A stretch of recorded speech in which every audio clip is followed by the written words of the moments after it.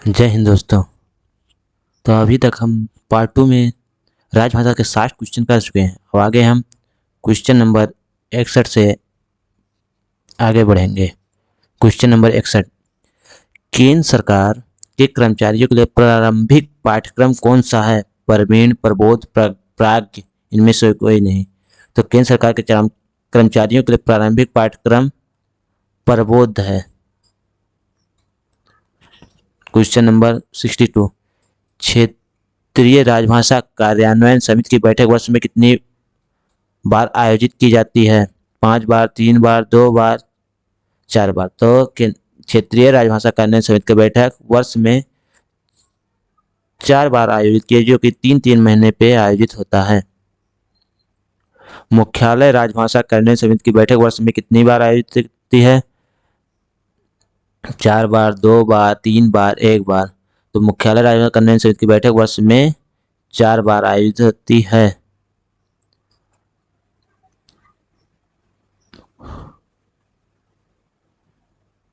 प्रमुख नगरों में गठित नगर राजभाषा कार्यान्वयन समिति के अध्यक्ष कौन होते हैं? महाप्रबंधक, जिला मजिस्ट्रेट, नगर में स्थित केंद्रीय सरकार का वरिष्ठतम अधिकारी, नगर प्रमुख। तो प्रमुख नगरों में गठित नगर राजभाषा कार्यान्वयन समिति के अध्यक्ष नगर में स्थित केंद्रीय सरकार का वरिष्ठतम अधिकारी होता है। क्वेश्चन नंबर 65,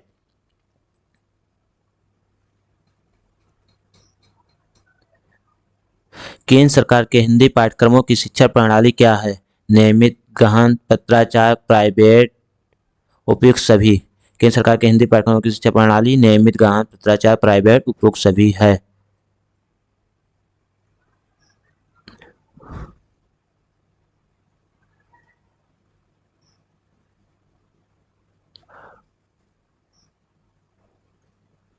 कोटिघा के कर्मचारी कौन सा पाठ्यक्रम हिंदी प्रशिक्षण हेतु है? प्रवीण, प्रबोध, प्राज्ञ, इनमें से कोटिघा के कर्मचारियों हेतु प्रबोध पाठ्यक्रम हिंदी प्रशिक्षण हेतु है। अष्टम अनुसूची में शामिल विदेशी भाषा कौन सी है? संथाली, अंग्रेजी, डोगरी, नेपाली है।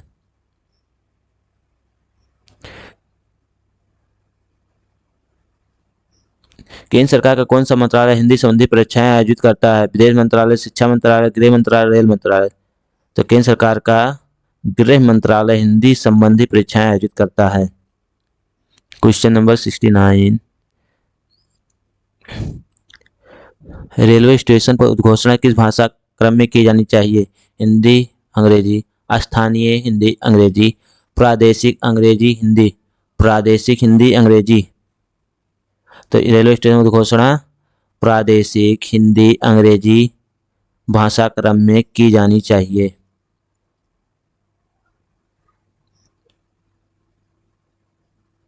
राजभाषा नियम 1976 अंतिम बार कब संशोधित हुआ? वर्ष 1987 में, वर्ष 2014 में, वर्ष 2011 में, वर्ष 2007 में। राजभाषा नियम 1976 अंतिम बार वर्ष 2011 में संशोधित हुआ। क्वेश्चन नंबर 71, 8वीं अनुसूची में मैथिली भाषा को किस वर्ष शामिल किया गया? 1967 में, 1992 में, 2004 में, 2011 में। तो 8वीं अनुसूची में मैथिली भाषा को 2004 में शामिल किया गया। केंद्रीय हिंदी समिति के अध्यक्ष कौन होते हैं? केंद्रीय हिंदी समिति के उपाध्यक्ष कौन होते हैं? अध्यक्ष तो प्रधानमंत्री हो, उपाध्यक्ष जो होते हैं गृह मंत्री होते हैं। राजभाषा आयोग की सिफारिशों पर विचार करने के लिए गठित समिति के प्रथम अध्यक्ष कौन होते हैं? बीजी खेर, जीबी पंत, JN नेहरू, मौलाना आजाद। राजभाषा आयोग की सिफारिश पर विचार करने के लिए गठित समिति के प्रथम अध्यक्ष गोविंद वल्लभ पंत थे। संविधान के अनुसार सांविधिक नियमों और आदेशों का अनुवाद कौन करता है? गृह मंत्रालय, रेलवे बोर्ड, रेल मंत्रालय, विधि मंत्रालय। तो संविधान के अनुसार संवैधानिक नियमों और आदेशों का अनुवाद विधि मंत्रालय करता है। संसदीय समिति का पुनर्गठन कब हुआ? 1963 में, 1976 में, 1949 में, 1967 में। संसदीय समिति का पुनर्गठन 1976 में हुआ। क्वेश्चन नंबर 76, आरंभिक तौर से संविधान की 8वीं अनुसूची कितनी भाषाएं शामिल थी? 19 भाषाएं, 22 भाषाएं, 14 भाषाएं, 18। आरंभिक तौर से संविधान की 8वीं अनुसूची में 14 भाषाएं शामिल थी और इस समय है 22 भाषाएं। 19 क्वेश्चन नंबर 77, 8वीं अनुसूची में सम्मिलित सिंधी भाषा को किस वर्ष शामिल किया गया? 1949 में, 1970 में, 1950 में, 1967। तो सिंधी भाषा को 1967 में शामिल किया गया। कोंकणी, मणिपुरी और नेपाली भाषाओं को 8वीं अनुसूची में किस वर्ष शामिल किया गया? 1967 में, 1976 में, 1992 में, 2004 में। तो कोंकणी, मणिपुरी और नेपाली भाषाओं को 8वीं अनुसूची में 1992 में शामिल किया गया। बोडो, डोगरी, मैथिली और संथाली भाषा का 8वीं अनुसूची में कब सम्मिलित किया गया? 2004 में, 1992 में, 1967 में, 1963 में। तो बोडो, डोगरी, मैथिली, संथाली को 2004 में 8वीं अनुसूची में शामिल किया। संविधान की 8वीं अनुसूची में बोडो, डोगरी, मैथिली और संथाली भाषा को संविधान के किस संशोधन द्वारा शामिल किया गया? 71वें, 92वें, 100वें, 65वें। तो ये 92वें संविधान संशोधन शामिल किया गया था और 2004 में।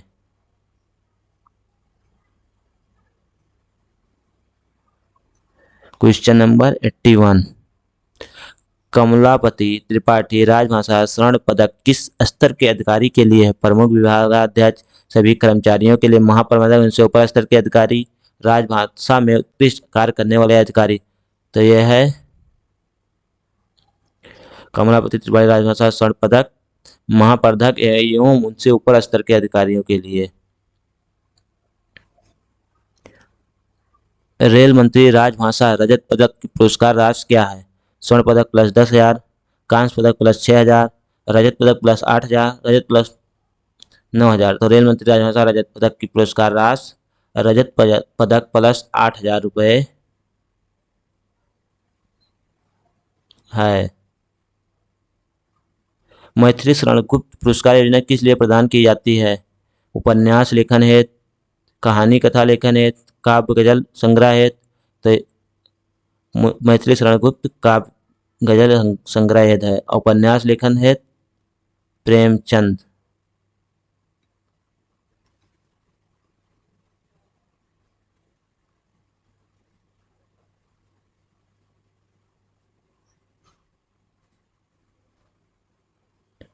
क्वेश्चन नंबर 84, राजभाषा व्यक्तिगत नगद पुरस्कार किसके लिए निर्धारित है? कर्मचारियों के लिए, अधिकारियों के लिए, कनिष्ठ प्रशासनिक ग्रेड तक के अधिकारी तथा अराजपत्रित वर्ग के लिए, वरिष्ठ प्रशासनिक ग्रेड के अधिकारी के लिए। तो यह है कनिष्ठ प्रशासनिक ग्रेड तक के अधिकारी तथा अराजपत्रित वर्ग के लिए राजभाषा व्यक्तिगत नगद पुरस्कार। क्वेश्चन नंबर 85, रेल यात्रा वृत्तांत पुरस्कार योजना किसके लिए है? रेल अधिकारियों के लिए, साहित्यकारों के लिए, रेल कर्मियों के लिए। सभी भारतीय नागरिक रेल यात्रा वृत्तांत पुरस्कार योजना सभी भारतीय नागरिकों के लिए है। क्वेश्चन नंबर 86, केंद्र सरकार के कार्मिकों सेवानिवृत्त सहित को हिंदी में मौलिक पुस्तक लेखन हेतु कौन सा पुरस्कार निर्धारित है? मैथिली शरण गुप्त पुरस्कार योजना जो काव्य के लिए दिया जाता है, राजभाषा गौरव पुरस्कार योजना, प्रेमचंद पुरस्कार योजना, रेल मंत्री पुरस्कार योजना। तो केंद्र सरकार के कार्मिकों को हिंदी में मौलिक पुस्तक लेखन हेतु राजभाषा गौरव पुरस्कार योजना है। हिंदी भाषा विकास के लिए निर्देश किस अनुच्छेद में दिए गए हैं? 343, 349, 351, 346। तो हिंदी भाषा विकास के लिए निर्देश अनुच्छेद 351 में दिए गए हैं। संसदीय राजभाषा समिति की किस उप समिति के क्षेत्र में गृह मंत्रालय आता है? पहली उप समिति, दूसरी उप समिति, तीसरी, इनमें से कोई नहीं। तो उप समितियां 3 है। पहली उप समिति के अंतर्गत गृह मंत्रालय आता है। 89, रक्षा मंत्रालय संसदीय समिति के किस उप समिति के कार्य क्षेत्र में आता है? दूसरी उप समिति, पहली उप समिति, तीसरी उप समिति, उपयुक्त में से कोई नहीं। तो रक्षा मंत्रालय पहली उप समिति के अंतर्गत आता है।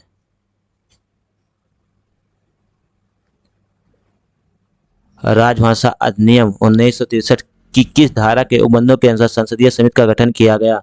धारा 5, धारा 3, धारा 3(3), धारा 4। तो राजभाषा अधिनियम 1963 की धारा 4 के उपबंधों के अनुसार संसदीय समिति का गठन किया गया। विधानमंडल में प्रयोग की जाने वाली भाषा का उल्लेख संविधान के किस अनुच्छेद में है? 120 में, 243 में, 210 में, 351 में। विधानमंडल 210 में, संसद 120। संविधान के भाग 17 में संघ की भाषा से संबंधित अनुच्छेद 343 किस अध्याय से है? अध्याय 1, अध्याय 3, अध्याय 2, अध्याय 4। तो अनुच्छेद 343 अध्याय 1 से है। क्वेश्चन नंबर 93, संविधान के भाग 17 में संघ की भाषा संबंधी अध्याय 2 में कितने अनुच्छेदों का उल्लेख है? 5, 8, 4, 3। संबंधित अध्याय 2 में 3 अनुच्छेदों का उल्लेख है।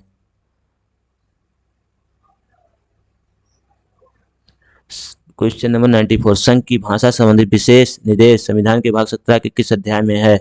अध्याय 2, अध्याय 4, अध्याय 1, अध्याय 3। तो संघ की भाषा संबंधी विशेष निर्देश अध्याय 4 में है। गृह मंत्रालय राजभाषा विभाग की राजभाषा गौरव पुरस्कार कितने भाग में है? 4, 2, 3, 6। गृह मंत्रालय राजभाषा विभाग की राजभाषा गौरव पुरस्कार योजना 3 भागों में है। क्वेश्चन नंबर 96, रेल मंत्रालय रेलवे बोर्ड द्वारा कथा, कहानी, उपन्यास, नाटक एवं गद्य साहित्य लघु पुरस्कार योजना का नाम क्या है?